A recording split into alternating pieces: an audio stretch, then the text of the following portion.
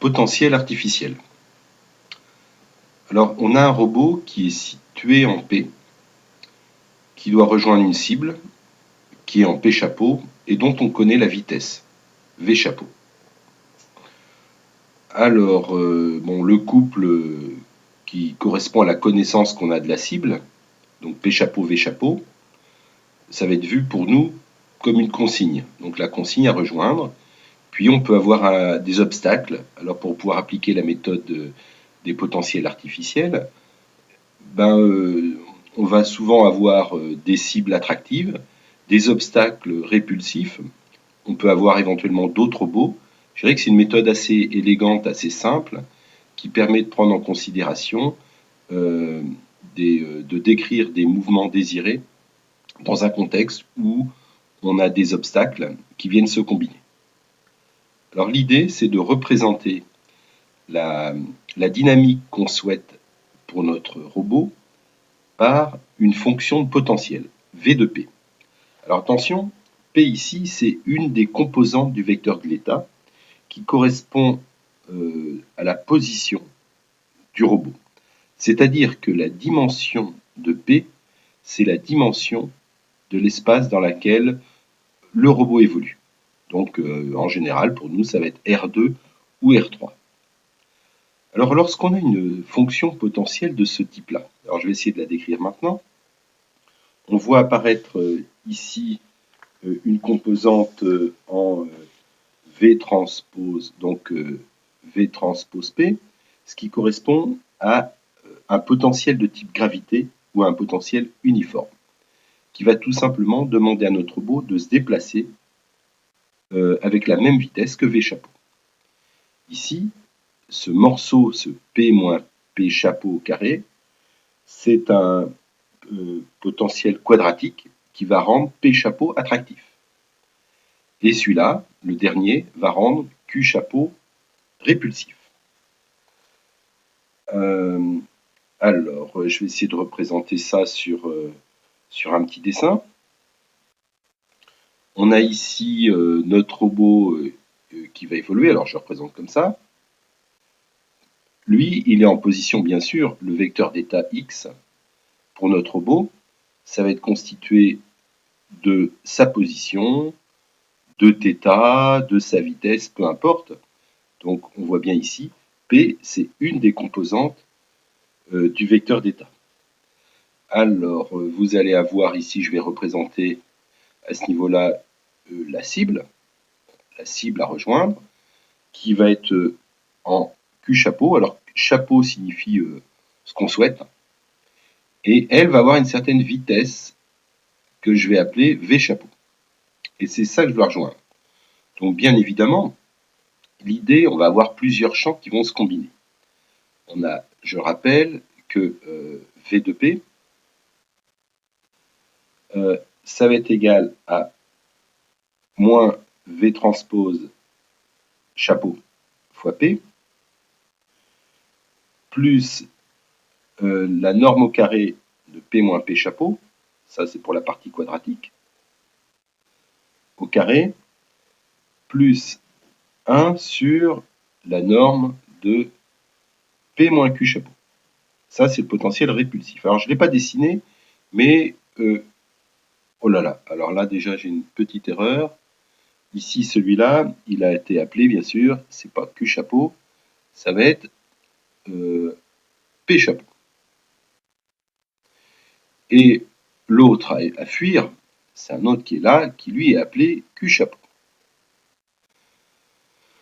Donc, que signifie ce champ de vecteurs? Tout d'abord, je rappelle la propriété, enfin le principe des méthodes des champs de potentiel, c'est dire qu'à partir de ce potentiel, je peux fabriquer une force qui correspond à un déplacement souhaité. Donc la force F, une force artificielle, c'est moins gradient,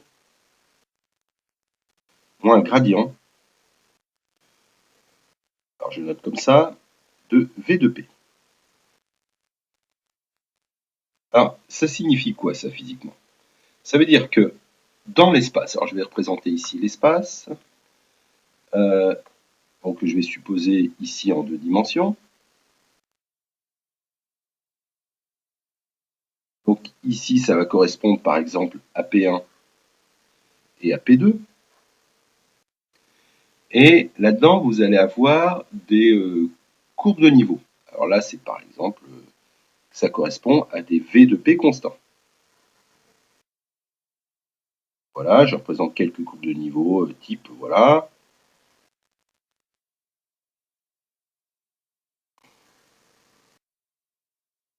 Et ici, par exemple, V de P, je vais avoir ici V de P qui est une constante. Par exemple, V de P égale 5.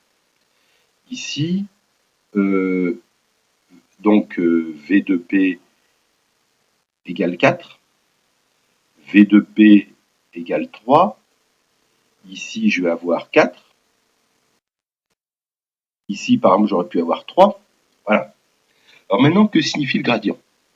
Le gradient, il est perpendiculaire aux courbes de niveau. Donc je le représente comme ça. Voilà le gradient. Ça, c'est F. Non, c'est pas F, c'est le gradient. Excusez-moi. Voilà le gradient, je le représente comme ça. Je représente quelques-uns des gradients. Donc, il se dirige vers les valeurs du potentiel les plus élevées. Bon, en voilà quelques-uns. Moi, ce que je vais essayer de faire, c'est que je vais essayer de bouger le robot.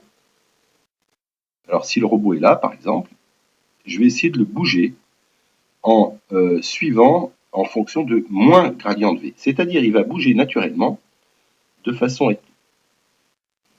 à faire ça, puis éventuellement atterrir ici.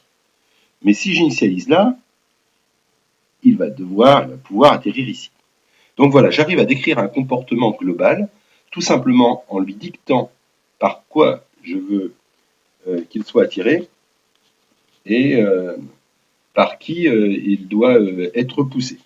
Donc en ce qui concerne cette partie du potentiel qu'on a ici, alors celle-là, on peut la voir comme ça. On a ici V chapeau qui va se trouver comme ça. Et les courbes de niveau, elles vont se trouver pour V, voilà, ça va être comme ça. Voilà les courbes de niveau pour cette composante-là. Maintenant, en ce qui concerne, et qui va tout simplement demander à mon robot d'avancer comme ma cible. Alors maintenant, on peut en visualiser une autre, par exemple celle-là. Celle-là, on va avoir P chapeau, qui est notre cible qui va se trouver là. Et puis les courbes de niveau, elles vont avoir cette allure-là. Voilà. Ce qui va inciter alors notre robot, non pas à se déplacer comme ici dans ce sens-là, mais plutôt dans ce sens-là. Et puis pour le dernier, bon, qu'on a ici, bon, on va voir Q chapeau qui va être là. Les courbes de niveau, elles vont avoir cette structure-là. Voilà. Et ça va inciter mes trajectoires à fuir,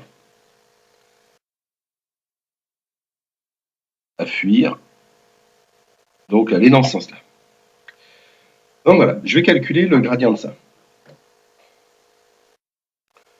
Alors je vais le mettre ici.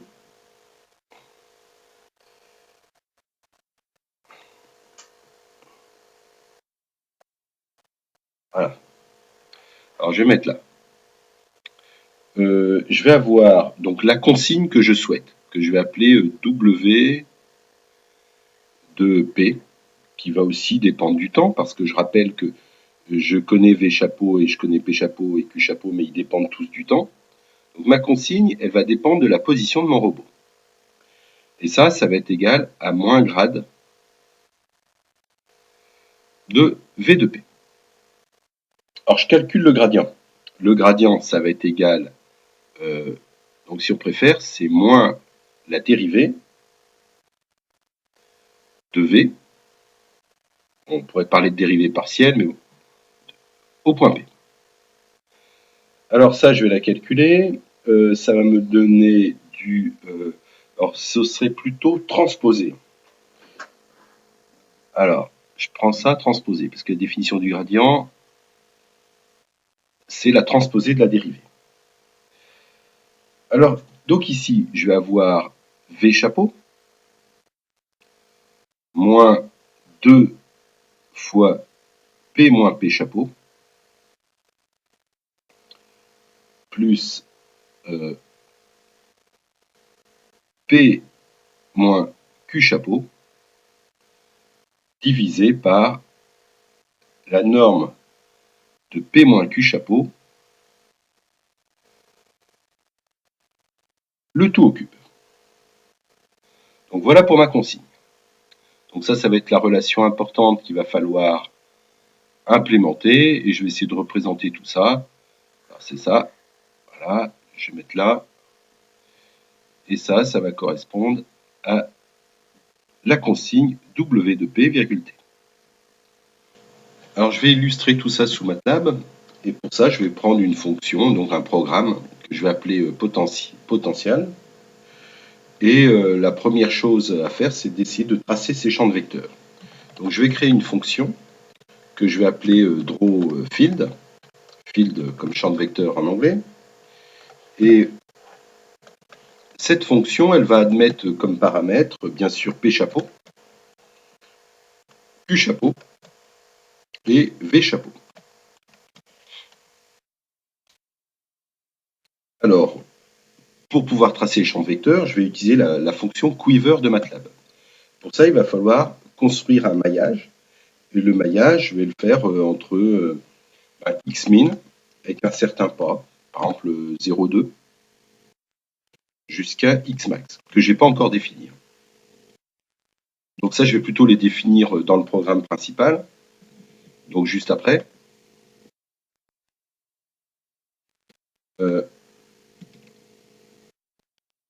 Ensuite, ici, je vais faire pareil pour y.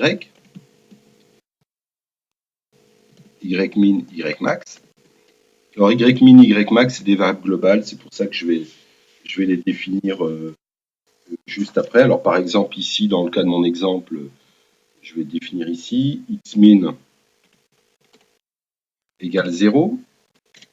Je vais prendre xmax égale 10. Et je vais faire pareil pour ymin, Ymax. Alors, ici, il va falloir que je trace, pour mon champ de vecteurs, je vais tout tracer au niveau de mon programme principal. Je vais donc faire ici un CLF qui va m'effacer mon écran. Je vais faire un hold on.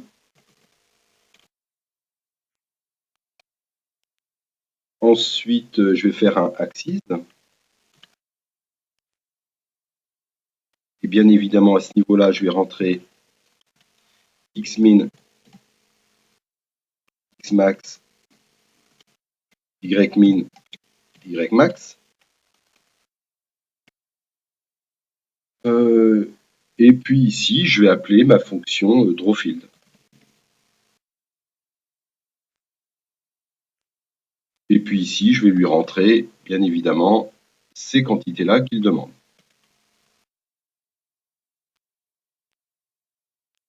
Que je vais devoir aussi initialiser.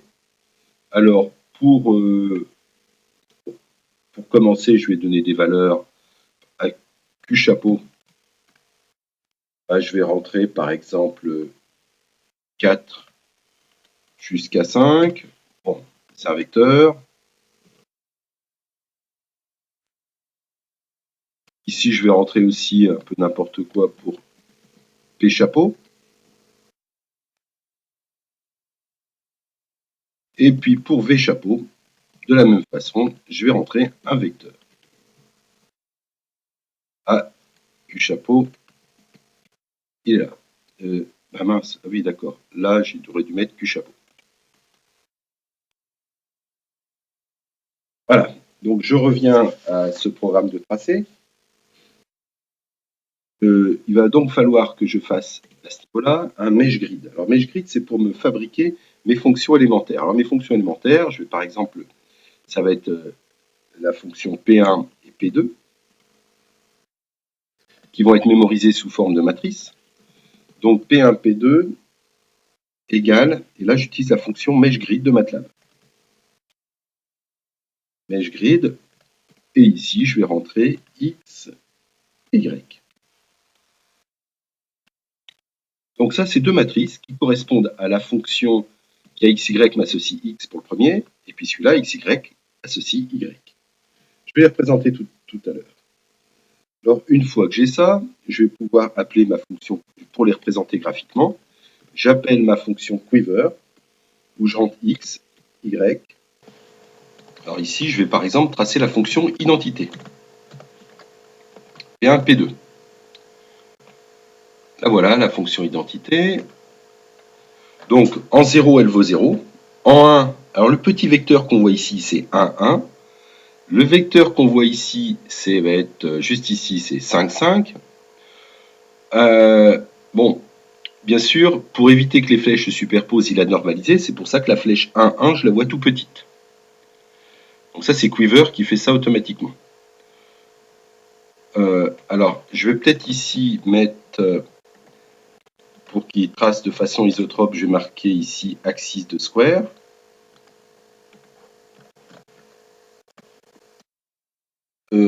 Et puis ici, je vais essayer de tracer d'autres fonctions. Par exemple, la fonction uniquement P1. Il n'y aura que des flèches horizontales qu'on voit ici, c'est-à-dire à 3, mettons à 3, 4 ici, je vais afficher la flèche 3, 0. C'est pour ça qu'elles sont toutes horizontales. Ici, alors je vais peut-être mettre un... si je fais le contraire, 0,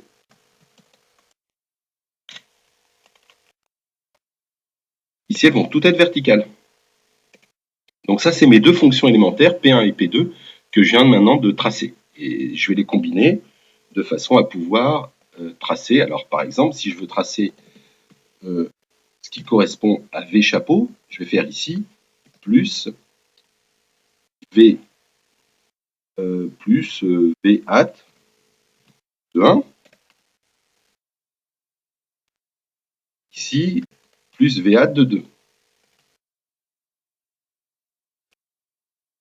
Voilà, et là, je retrouve un champ de vecteurs uniforme qui correspond à 1, 1, puisque V hat égale 1, 1. Voilà comment je vais donc manipuler ces fonctions élémentaires P1 et P2. Alors, je vais déjà m'intéresser à programmer cette, cette partie que je vais appeler, mettons, Vx, Vy. Alors, je vais faire Vx, parce que ça correspond un peu à des vitesses désirées. Hein. Moi, j'aurais pu l'appeler W, sinon bon, peu importe. Et X. Voilà, ça va rien changer, là. Vy. Et voilà, je vais tracer Vy. Donc là, pour l'instant, je n'ai rien changé par rapport à ce que j'ai fait tout à l'heure. Ici, j'ai donc V de 1. Pourquoi? Alors, pourquoi je commence comme ça? Alors, le 0, ça me permet d'obliger à respecter les dimensions. Parce que sinon, il va pas comprendre qu'ici, c'est une matrice. Donc déjà, P1 étant une matrice, 0 fois P1, ce sera une matrice de même dimension que P1. Et ici, il va rajouter une composante à tout le monde. Et MATLAB va comprendre qu'il faut qu'il rajoute à chacun des éléments de la matrice. Donc, ce que je suis en train de programmer, c'est ce qu'on a là. Donc, il y a V chapeau, et puis il y a moins 2, donc il y a cette composante maintenant, moins 2, P moins P chapeau. C'est ça que je vais faire. Donc, je reviens sous MATLAB, et puis je vais rajouter moins 2 fois pour rendre P chapeau attractif. Moins 2 fois, alors P1, moins P hat de 1. Alors, ça, c'est... et puis ici, pareil.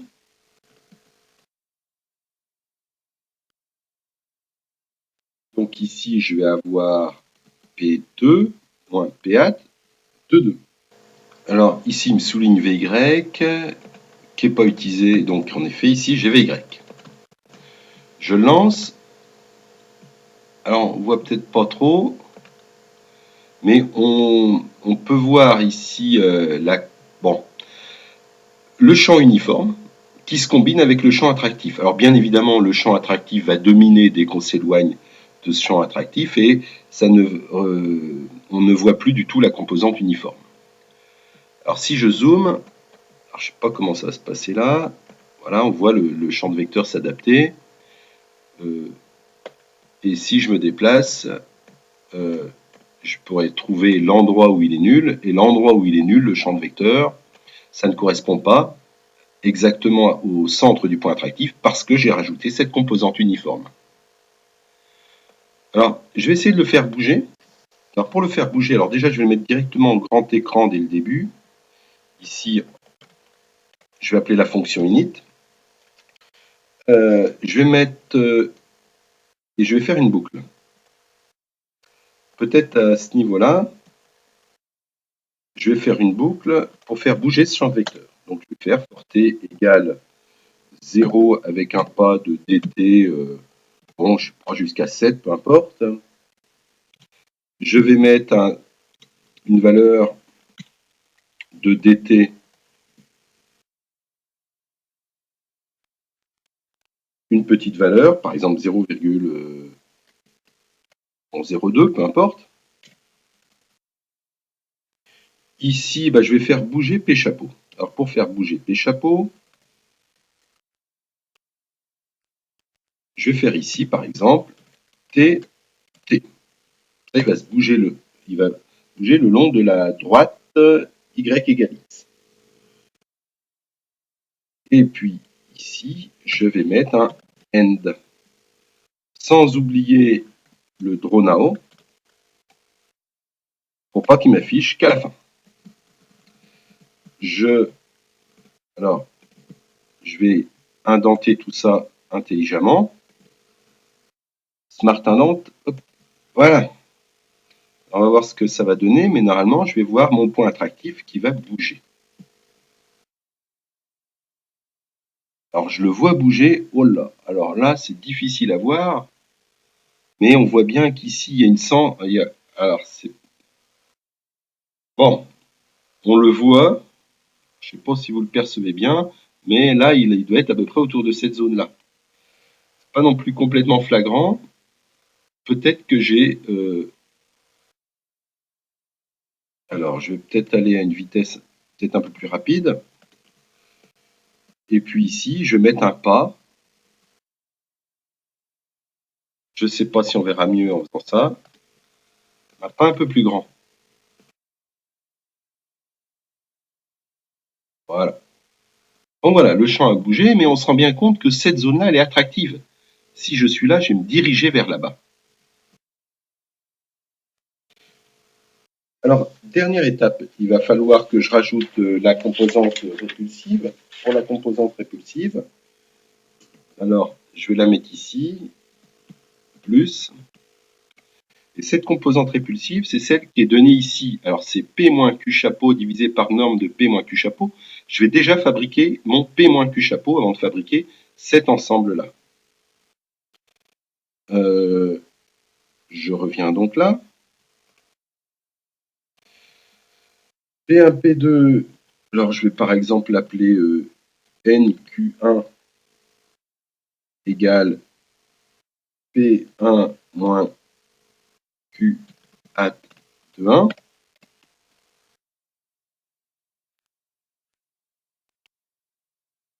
NQ2 est égal à P2 moins Q hat de 2. Et puis ici, je vais mettre NQ1 divisé, alors là, divisé composante par composante, parce que je rappelle qu'ici, c'est une matrice qui représente une fonction. Donc, diviser composante par quoi? Par NQ1 au carré, plus Ça, c'est pour avoir la norme au carré. NQ2 au carré. Et je dois prendre la racine pour avoir la norme. Donc, puissance 1/2, mais comme tout sera à la puissance 3, je vais avoir point puissance 3/2. Alors, ensuite, j'ai ça. Et je vais faire pareil pour le deuxième. Donc ici, je vais avoir NQ2, point divisé par, ici, je vais avoir toujours cette partie-là, point puissance 3/2. Alors ici, m'indique une parenthèse en trop. Bon, voilà. Donc là, il va me rendre, il m'a fabriqué voilà, il m'a fabriqué l'autre composante avec ce point répulsif. Je lance, et en effet, on peut voir cette partie répulsive. La partie attractive, on la devine un peu là, mais c'est moins net. Alors, bien sûr, ça demande à régler des coefficients, mais c'est ces grandes flèches-là qui rend les autres plus petites. Donc autour de 4-5, c'est-à-dire autour de l'obstacle. Donc maintenant, je vais passer à... On a un robot, et le robot, il est décrit par des équations d'état. Ces équations d'état, puis ensuite, je dois proposer une loi de commande pour illustrer une stratégie par champ de potentiel, une commande par champ de potentiel. Donc pour ça, je vais déjà simuler ce robot qui va évoluer dans ce potentiel. Alors, je reviens à MATLAB. Et puis, je vais programmer sa fonction d'évolution. Alors, fonction x point est égal à f de x virgule u. Ici, je vais rentrer x point. Je vais reprendre les équations de l'énoncé. Donc, c'est x de 3. Donc, la vitesse multipliée par cosinus de x de 4.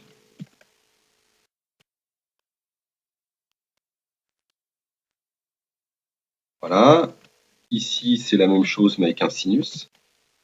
Et puis, je le commande la vitesse par u de 1.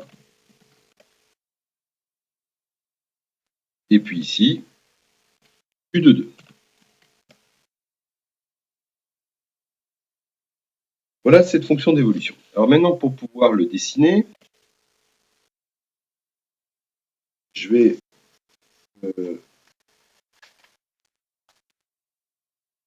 me placer dans la boucle. Et puis, je vais appliquer ma boucle de l'air. Alors, par exemple, ici, juste avant de dessiner.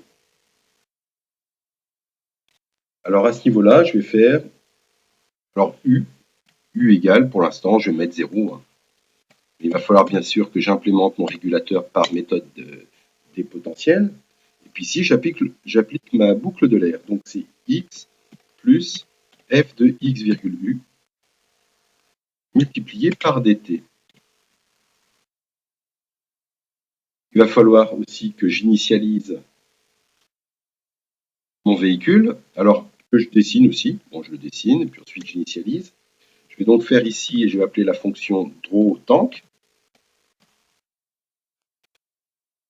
Alors, drawTank, il va falloir que je donne comme composante x, y, θ. Donc, ça va correspondre ici à la première composante, la deuxième composante pour x, y, et le cap, c'est θ, c'est la quatrième composante.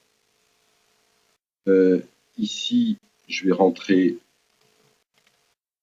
une couleur, et puis une taille. Alors, je vais mettre 0,1. Alors ça, c'est dans la fonction drawTank, qui est donnée ici, donc file open. Je vais le retrouver. Alors, drawTank, il est là, il me dessine. C'est cette fonction qui me dessine une petite voiture.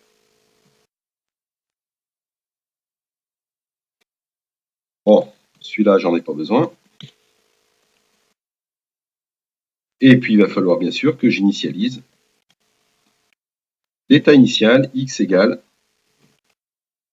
Alors, pour x, je vais rentrer, par exemple, je vais le mettre en 2, 1, avec une vitesse de 1 mètre par seconde, avec un cap de 0. Et je vais lancer cette simulation.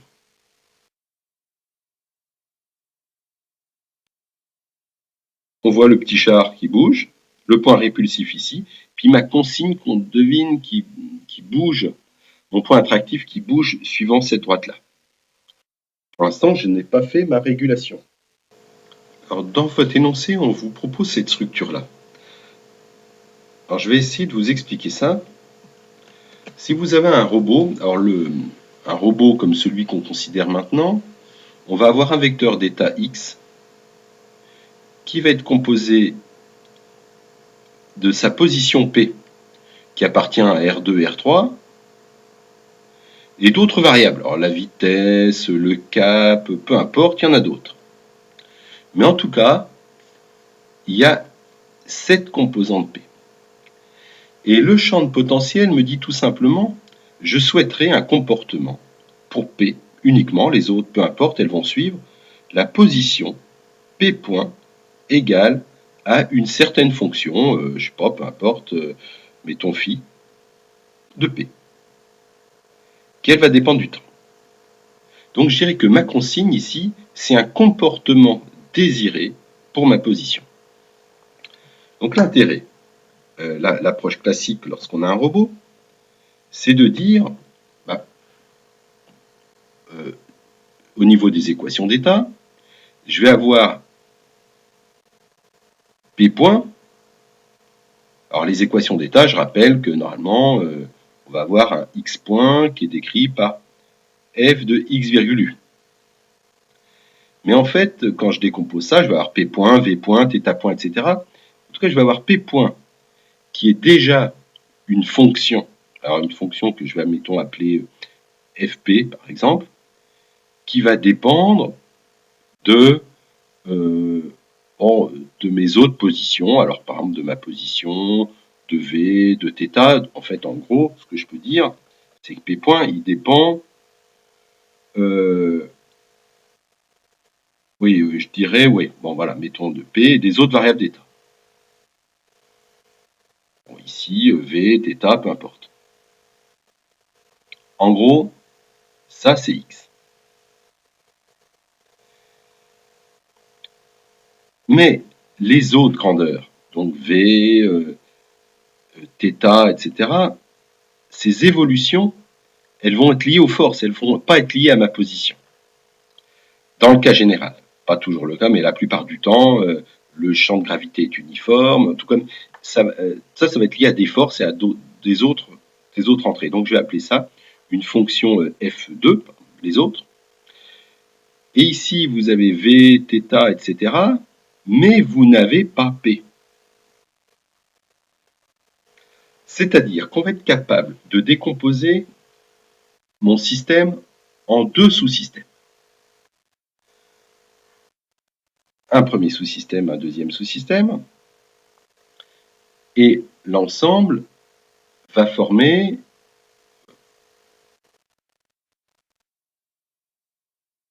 mon système x point égale f de xu. Donc celui-là, c'est celui-là. Celui-là, c'est celui-là. Donc ici, il y a P comme vecteur d'état. Ici, on va interférer dans ce sens-là. Et ici, on va avoir nos grandeurs, nos autres entrées qui vont agir, alors de type force, peu importe, d'autres grandeurs cinématiques aussi, mais qui vont pas. Donc ici, on n'aura pas P. Et on aura les autres grandeurs, c'est-à-dire X où j'ai enlevé P. Voilà ce qu'on peut dire. Donc on a cette structure-là. Et c'est ce qui est représenté ici dans notre cas particulier. Ensuite, on va avoir, la plupart du temps, une commande proportionnelle qui va chercher Alors ici, je vais essayer de la représenter là. Une commande proportionnelle qui s'appelle l'inverse à gauche, qui va essayer d'éliminer ce bloc-là. C'est-à-dire de remplacer tout ça par quelque chose de type identité. Donc une fois que ça, ce sera l'identité, eh ben, je vais pouvoir avoir ici imposer mon champ de vecteur, et en imposant mon champ de vecteur, je vais avoir mon système qui va avoir la même dynamique que le champ de vecteur que je souhaite. Donc c'est cette méthodologie que je vais essayer d'établir maintenant et qui est expliquée dans votre énoncé. Alors pour faire votre commande proportionnelle, bien évidemment, dans notre situation c'est assez simple, on va avoir U1 qui va être lié à V bar moins V, c'est-à-dire quand j'ai une différence entre V bar et V, je vais accélérer, et très rapidement, je vais avoir V qui est égal à V bar. Donc la commande proportionnelle va naturellement me calculer l'inverse à gauche. Donc j'aurai V égale V bar, θ égale θ bar. Alors cette commande proportionnelle, je vais essayer de l'écrire dès maintenant. Je vais donc avoir une commande, alors ici, je vais avoir U1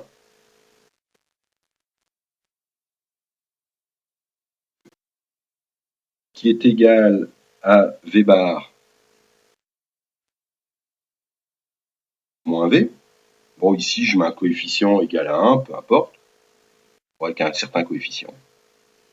Et puis, je vais avoir ici U2 égale, alors comme c'est une commande en cap, il va falloir que je trouve une fonction à dents de scie. Alors, à dents de scie, je rappelle, c'est arctangente de tangente de l'argument divisé par 2, le tout multiplié par 2. Donc ça, c'est la commande en dents de scie qui me permet d'éviter les problèmes de modulo 2pi. Ici, à la place de l'argument, je vais mettre θ bar moins θ. Donc ça me fait une sorte de commande proportionnelle à dents de scie. Puis ici, je vais mettre un coefficient. Alors le coefficient pour la commande en cap, ici, on comprend bien que je vais avoir besoin d'une précision d'1 mètre par seconde pour la vitesse. Ici, un radian, c'est peut-être pas suffisamment réactif. J'ai donc multiplié ça par 5. J'aurais pu le multiplier par quelque chose. J'aurais même pu le multiplier par 1. Peu importe. En tout cas, bon, c'est pour qu'il soit assez réactif, suivant le sens du cap. Et maintenant, en ce qui concerne donc c'est cette commande que je vais implémenter. Mais en ce qui concerne cette consigne qui est générée à ce niveau-là, donc c'est-à-dire V bar et θ bar qui sont donnés ici, il va falloir que j'applique l'expression de mon champ de vecteur. C'est ce que je vais faire maintenant. Alors, ma commande proportionnelle, U égale. U, c'est la consigne que je vais appeler... bon, je vais peut-être l'appeler ici...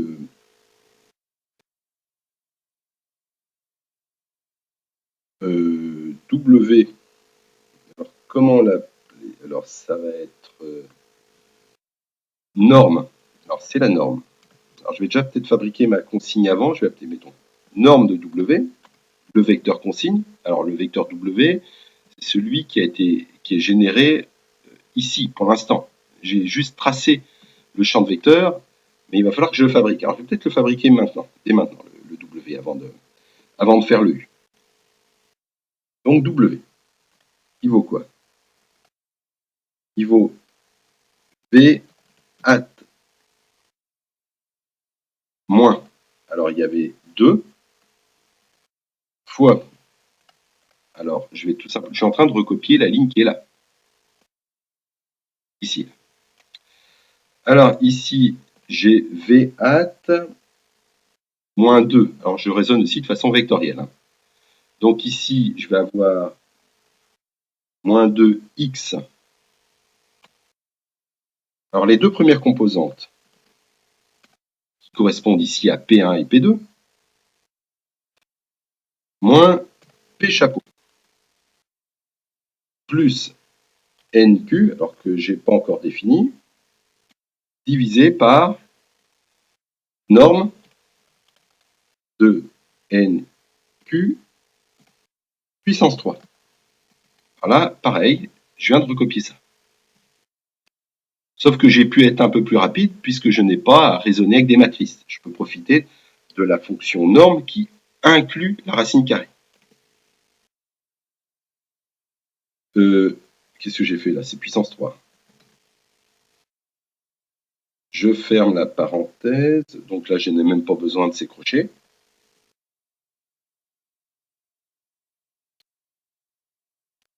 Ensuite, je n'ai pas fabriqué NQ, donc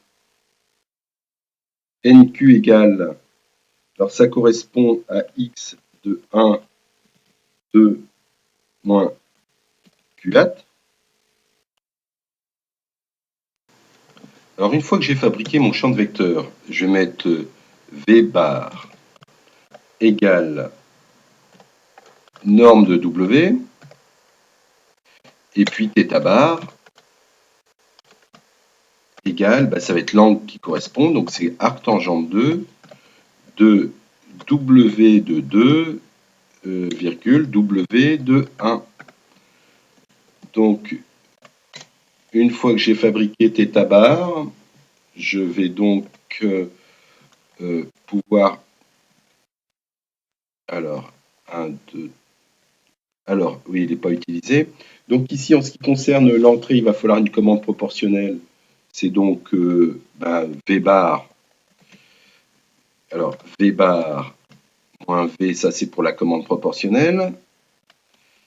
Et puis ici, je vais avoir, alors j'avais dit c'était 5 fois 2, c'est-à-dire 10, multiplié par la fonction en dents de scie, c'était arc tangente, 2 tangente de θ bar,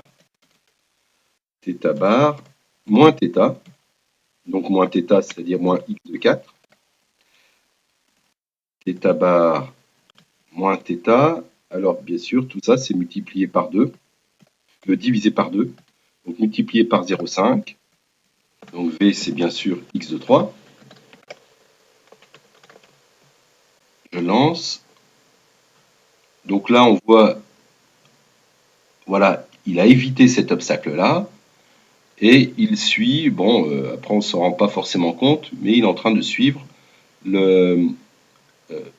sa cible. Alors pour pouvoir mieux le visualiser, je vais essayer de tracer la cible. Alors pour tracer la cible, je vais faire ici un plot. Alors ici je vais rentrer P hat de 1,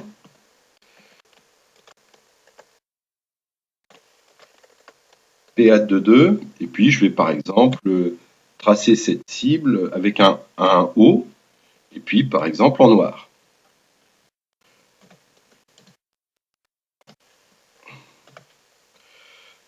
Alors je vais le tracer en assez épais, c'est-à-dire je vais mettre un line width de 3 par exemple. Et puis je vais faire pareil pour l'obstacle.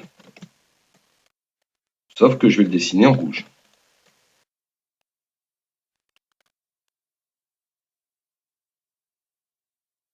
Alors là, on voit bien l'obstacle. Donc, il s'écarte et il a fait un compromis entre les deux.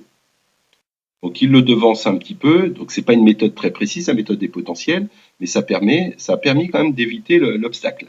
Et ceci, même lorsqu'il bouge. Alors, je vais peut-être essayer de le mettre un peu plus sur la trajectoire. Pour le mettre un peu plus sur la trajectoire, comment il va falloir procéder?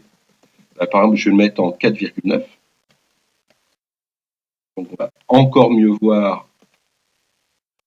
Voilà, il est là, l'obstacle. On va voir. Voilà. Alors là, il a eu quand même une réaction assez brutale du fait de l'obstacle.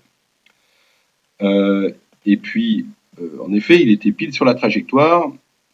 Donc, Bon, je vais remettre à quelque chose d'un peu plus confortable. Et si je veux le faire aller plus vite, alors dans ce cas-là, il va falloir changer deux choses. Il va non seulement falloir changer le... Alors ici, je rappelle, je vais peut-être le mettre là. Parce qu'ici, il ne dépend pas du temps, mais souvent, l'un et l'autre, à la fois l'obstacle, j'aurais pu le faire bouger. Si je veux faire bouger l'obstacle, alors celui-là, par exemple, si je veux le faire de...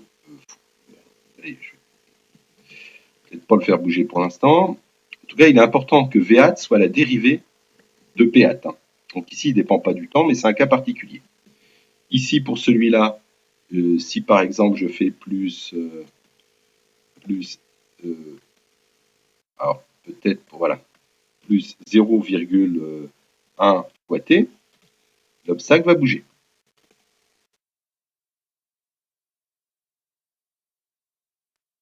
Alors, qu'est-ce qu'il me sort? Ah bah, il m'a enlevé le dt. Je ne sais pas pourquoi.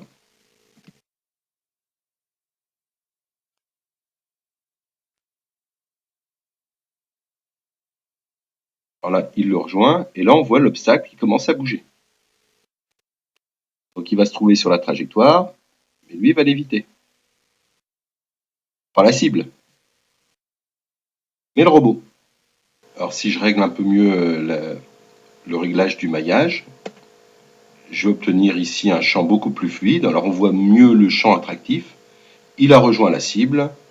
Ici, la partie répulsive qu'il rejette, et il le rejoint ici. Alors là, ce que j'ai fait, c'est que j'ai uniquement normalisé le champ de vecteur pour que les flèches les plus grandes ne dominent pas les flèches les plus petites.